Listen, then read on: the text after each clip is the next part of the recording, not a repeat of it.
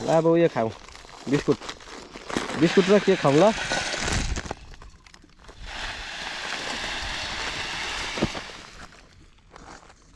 अब ब्रेक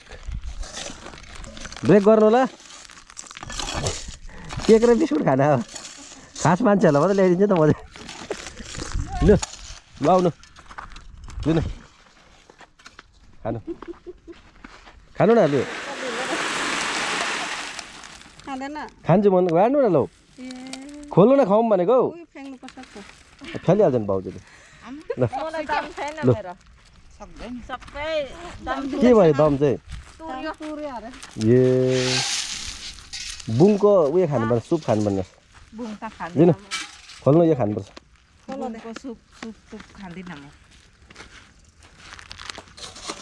झन् मेरो खास मान्छे भनेर ल्याइदिएको